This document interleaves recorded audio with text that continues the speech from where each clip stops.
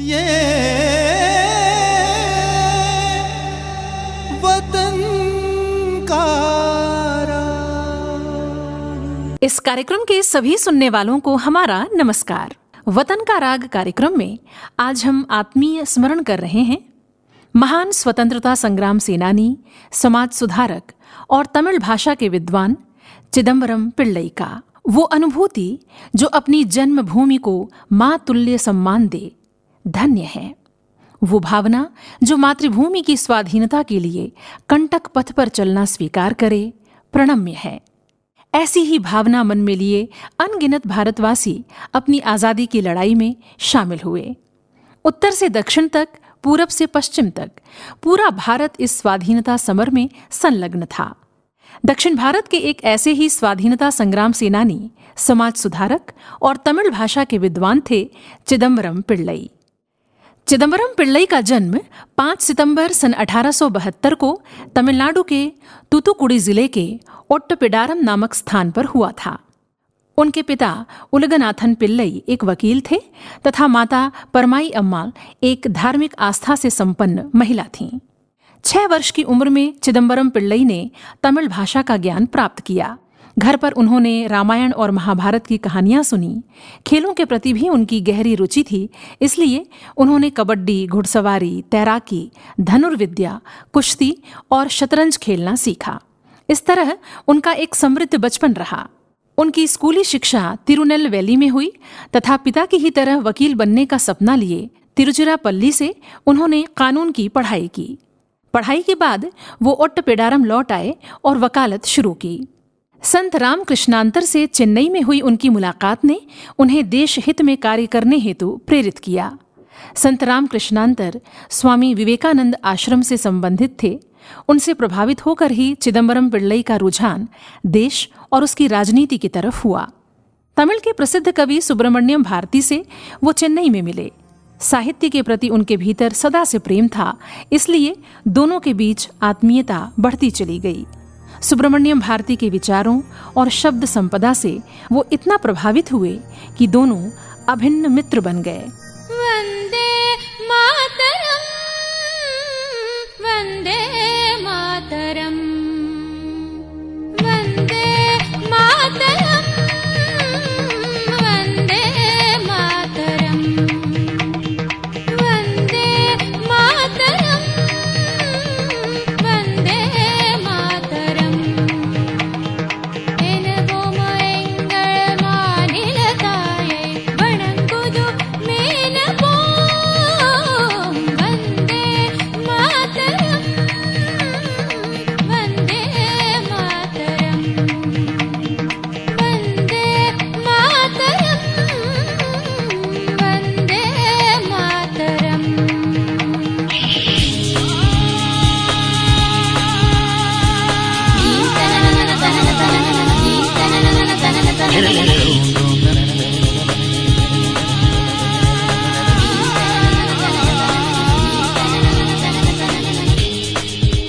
सारी गा रे गा गा परे, सारी गा रे गा गा परे,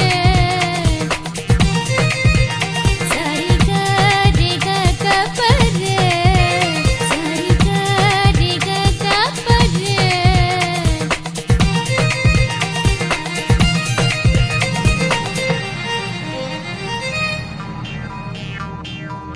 ಜಾತಿ ಮತಂಗಳ ಪಾರಮಾಯರ ಜನ್ಮಮಿದೆಷ್ಟೇ ಹೈ ದಿನ ರಾಯನ। ಜಾತಿ ಮತಂಗಳ ಪಾರಮಾಯರ ಜನ್ಮಮಿದೆಷ್ಟೇ ಹೈ ದಿನ ರಾಯನ। ವೇದಿಯ ರಾಯನುಮ ಒನ್ನೆ ಅನ್ನು ವೆರು ಕುಲತಿನ ರಾಯನುಮ ಒನ್ನೆ। ವಂದೇ ಮಾತರಂ, ವಂದೇ ಮಾತರಂ, ವಂದೇ ಮಾತರಂ,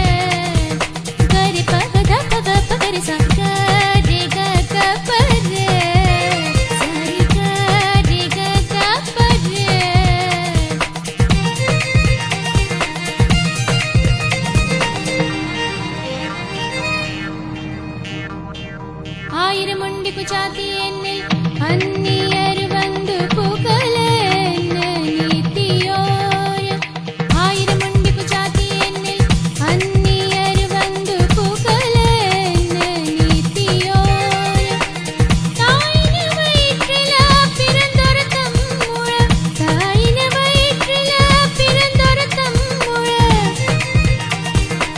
शंडे शैदालं सहदररन्ना वन्दे मातरम् वन्दे मातरम् वन्दे मातरम् वन्दे मातरम् वन्दे मातरम् वन्दे मातरम् वन्दे मातरम् वन्दे मातरम्। दरअसल चिदम्बरम पिल्लई शुरू से ही शैव सभा से जुड़े हुए थे और उनका रुझान साहित्य और संस्कृति की ओर रहा। तत्कालीन लेखकों और साहित्यकारों से उनका मिलना जुलना युवावस्था से ही आरंभ हो गया था। एक दिन उनके किसी साथी ने बाल गंगाधर तिलक का लेख उन्हें पढ़ने के लिए दिया। चिदम्बरम पिल्लई पर तिलक जी के लेख का बहुत गहरा प्रभाव पड़ा और उनके भीतर देश को आजाद कराने की तड़प पैदा हो गई। इस बीच अंग्रेजों ने बंगाल विभाजन का निर्णय लिया, जिसके विरोध में तीखी प्रतिक्रिया हुई। देश भर में विदेशी वस्तुओं के बहिष्कार का सिलसिला आरंभ हो गया। चिदम्बरम पिल्लई ने भी विदेशी वस्तुओं और अंग्रेजों के स्कूलों और संस्थानों के बहिष्कार की अपील की। लोगों ने पानी में खड़े होकर मां काली की शपथ ली। विदेशी वस्तुओं और अंग्रेजों की संस्थाओं का प्रबल बहिष्कार आरंभ हुआ। तूतुकुड़ी और आसपास के इलाकों में इतना जबरदस्त असर हुआ कि चिदम्बरम पिल्लई ब्रिटिश पुलिस की नजर में आ गए। लाल, बाल और पाल की तिकड़ी द्वारा पोषित स्वदेशी आंदोलन ने दक्षिण के लोगों को भी जगा दिया था। चिदम्बरम पिल्लई ने तिलक जी को अपना गुरु माना। उनके भीतर प्रतिकार की ये भावना लगातार बढ़ती जा रही थी।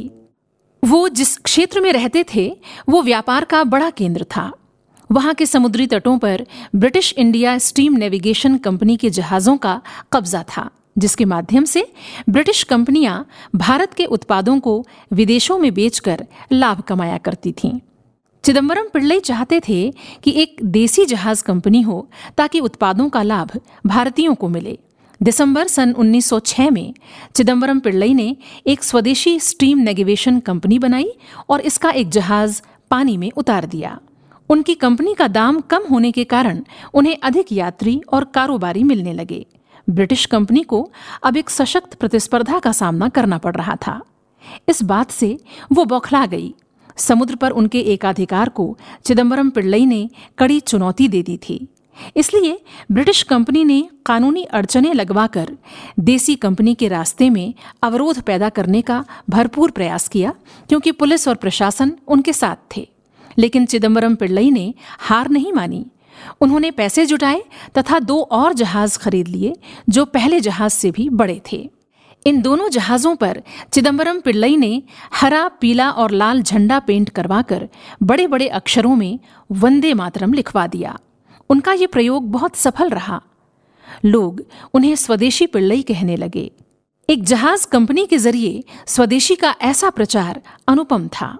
स्वदेशी के माध्यम से विद्रोह का ये प्रबल शंखनाद था और जनमानस ने उन्हें कहा कप्पलोट्टीय तमिलन, यानी तमिल खेवनहार।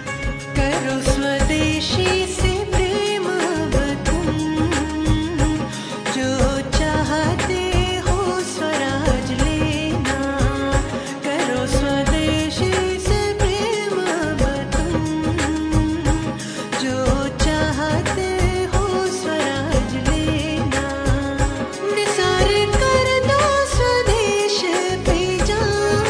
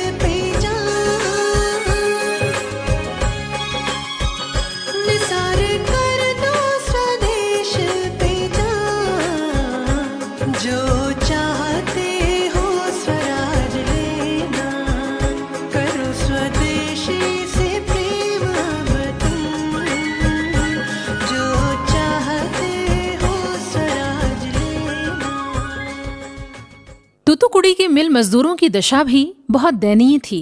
सख्त काम की शर्तों के साथ उन्हें बहुत कम वेतन दिया जाता था। मजदूरों को जागरूक करने के लिए चिदम्बरम पिल्लई ने 23 फरवरी सन 1908 को ज्वलंत भाषण दिया। उनके साथ थे सुब्रमण्यम शिवा। भाषण का प्रभाव ऐसा रहा कि मिल मजदूर हड़ताल पर चले गए। चिदम्बरम पिल्लई और सुब्रमण्यम शिवा ने इस हड़ताल का नेतृत्व किया। इस हड़ताल का ऐसा प्रचार प्रसार हुआ कि लोगों का भी अपार सहयोग इसे प्राप्त हुआ। अंततः मजदूरों की मांगें मान ली गईं। विपिन चंद्र पाल जब जेल से रिहा हुए तब उनकी जेल मुक्ति समारोह का आयोजन हुआ था। इस समारोह में चिदम्बरम पिल्लई ने जो भाषण दिया उसने अंग्रेजों के कान खड़े कर दिए। पुलिस ने उन्हें बुलाया और राजनीतिक आंदोलन में भाग न लेने की सलाह दी, लेकिन चिदम्बरम पिल्लई ने इस सलाह को मानने से इनकार कर दिया। अंततः वो अपने सहयोगियों के साथ गिरफ्तार कर लिए गए। इस गिरफ्तारी का प्रबल विरोध हुआ। ब्रिटिश राज के साथ संघर्ष चला और अंततः चिदम्बरम पिल्लई पर देशद्रोह का अभियोग लगाया गया तथा उन्हें 2 आजीवन कारावास की सजा सुनाई गई। चिदम्बरम पिल्लई सेंट्रल जेल कोयम्बटूर में बंदी बनाकर रखे गए थे। इस फैसले के विरुद्ध उन्होंने हाईकोर्ट में अपील की तथा उनकी सजा कम हो गई। ये सजा घटाकर 4 वर्ष कारावास और 6 वर्ष नजरबंदी कर दी गई। चिदम्बरम पिल्लई ने कोयम्बटूर और कन्नूर की जेलों में ये सजा पूरी की। जेल में उनके साथ बहुत बुरा बर्ताव किया गया। उन्हें कोल्हू में बैल की जगह जोता गया, ठीक वैसे ही जैसे आजीवन कारावास प्राप्त कैदी को जोता जाता था। 24 दिसंबर सन 1912 को वो जेल से रिहा हुए। इस बीच उनकी स्वदेशी स्टीम नेविगेशन कंपनी का दिवाला निकल चुका था तथा उनकी वकालत का लाइसेंस भी रद्द कर दिया गया था। इस तरह अब आर्थिक संकट से जूझते हुए उनका जीवन आगे बढ़ने लगा, लेकिन स्वाधीनता आंदोलन में वो लगातार सक्रिय रहे। सन 1920 में गांधी जी से सैद्धांतिक मतभेद के चलते उन्होंने कांग्रेस से इस्तीफा भी दिया था। चिदम्बरम पिल्लई ने आजीवन देश की सेवा की। उन्होंने स्वदेशी प्रचार सभा, धर्म संघ, नेसवु Salai, Madras agro industry limited और देशाभिमान संगम जैसी संस्थाओं की स्थापना की थी। अपनी जीवन संध्या में उन्होंने तूतुकुड़ी में रहते हुए साहित्य साधना की।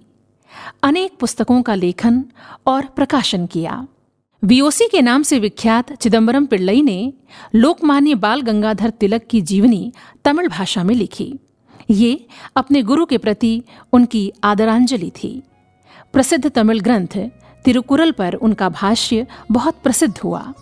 आजीवन साधनारत रहते हुए चिदम्बरम पिल्लई ने 18 नवंबर सन 1936 को अंतिम सांस ली। ऐसी महान विभूति को हम शत शत नमन करते हैं। 100 युगों की साधना भारत न सो जाए कहीं, तेरी अमृत आराधना आरत न हो जाए कहीं। 100 युगों की साधना भारत न सो जाए कहीं, तेरी अमृत आराधना आरत न हो जाए कहीं। वह तीव्र तप की धीरता, बलवीर की बलवीरता, वह तीव्र तप की धीरता, बलवीर की बलवीरता, धन जन्मयी गंभीरता तुझको न रो जाए कहीं। 100 युगों की साधना भारत न सो जाए कहीं।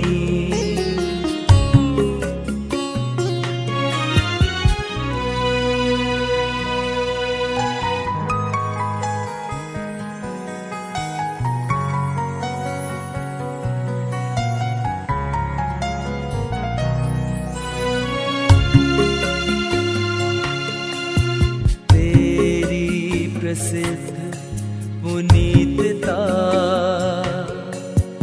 वह शील पूर्ण विनीतता। तेरी प्रसिद्ध पुनीतता, वह शील पूर्ण विनीतता।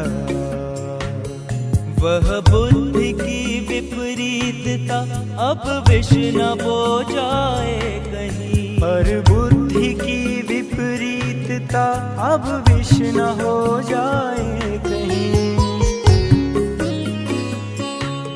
100 युगों की साधना भारत न सो जाए कहीं।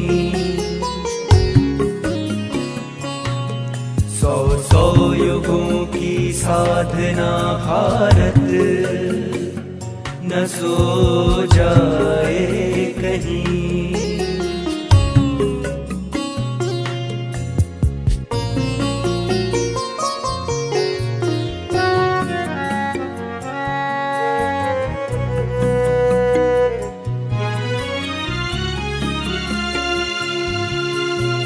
वह उच्चता आचार की, विश्वस्तता व्यवहार की।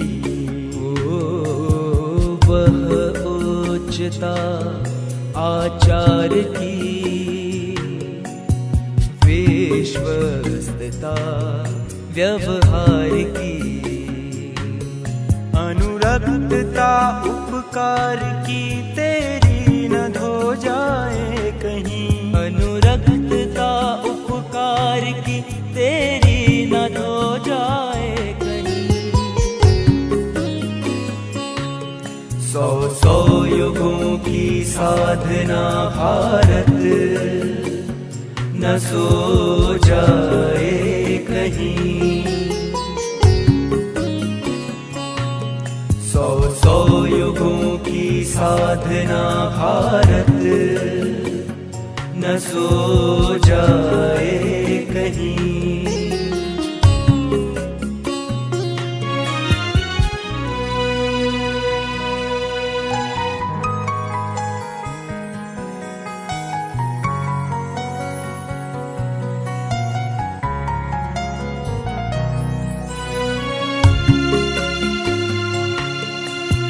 तेजस्विता वह त्याग की, उन्मुक्तता अनुराग की।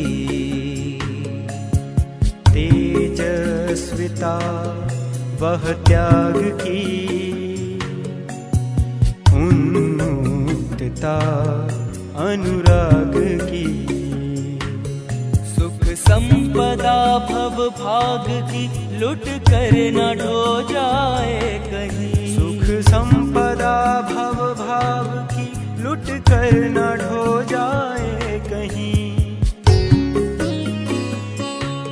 100 युगों की साधना भारत न सो जाए कहीं। तेरी अमृत आराधना आरत न हो जाए कहीं। 100 युगों की साधना भारत न सो जाए कहीं। ये वतन का